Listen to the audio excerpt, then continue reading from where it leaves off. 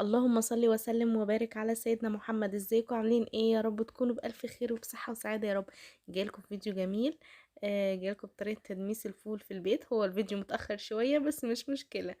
هقولك ازاي تدمسي الفول في الحلة بدون الفوالة، وهيطلع معاكي ما شاء الله جميل جدا، وبدون مكونات كتير، وهيطلع ما شاء الله لونه جميل جدا كهرماني معاكي. اللهم بارك، حاجة كده جميلة. تابعيني للآخر عشان تستفيدي بإذن الله. شايفين ما شاء الله جمال الفول؟ لونه حلو ازاي وبدون اضافات كتير ولا اي حاجة، واقولك على كل اسراره في الفيديو ده. يلا بينا على الطريقة بقى. هنسمي الله ونبدأ في المكونات بتاعتنا. انا معايا كيلو من الفول التدميس. بلاه ساعتين اتنين بس فقط، ما تبلهوش اكتر من كده، لانه لما بتبليه اكتر من ساعتين القشر كله بيعوم على الوش والفول بينزل تحت. معايا بقى معلقتين كبار من عدس الاصفر، ده اللي هيديله اللون الكهرماني الجميل. ومعايا معلقتين كبار برضو من الفول المفصص. والفول المفصص ده براحتك بقى، ممكن تزودي فيه زي ما تحبي. امال العدس معلقتين اتنين بس فقط، ده اللي هيديله لون حلو جدا. ما بحبش احط بقى توم وحاجات من الحاجات اللي بسمع عنها ده مش طبيخ يعني. ده وجهة نظري انا، بس لو انتي معتمدة عليهم على طول وبتحطيها وحابة كده تمام، اعملي عادي. بس انا بقول على الطريقة دي حلوة جدا وعجباني. انا شايفة بعد ما بيستوي بيبقى افضل، حطي عليه اللي انتي عايزاه. امال لما بتيجي تحط عليه طماطم وفلفل في الاول ده انا مش بحبه بصراحة. دلوقتي انا حطيت الفول بتاعي في قلب الحلة، واخد تلتين الحلة، وضفت عليه المية لحد نص الحلة فقط.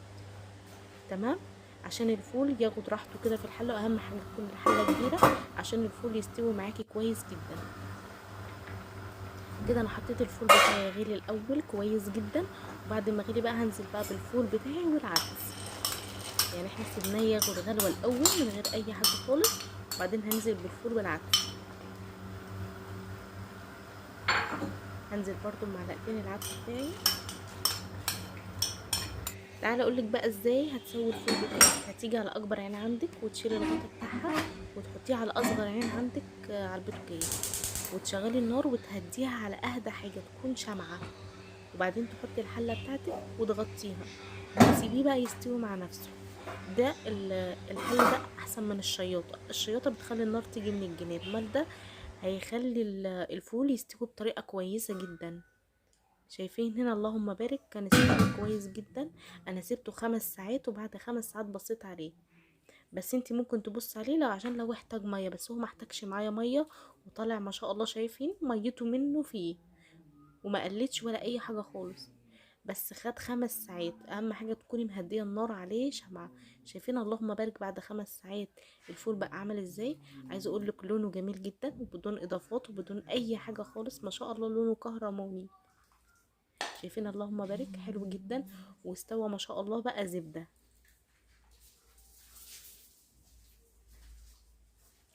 شايفين اللهم بارك. يا ريت بقى لو عجبك الفيديو متنسيش اللايك والاشتراك في القناة وتفعلي زر الجرس عشان يوصلك كل جديد.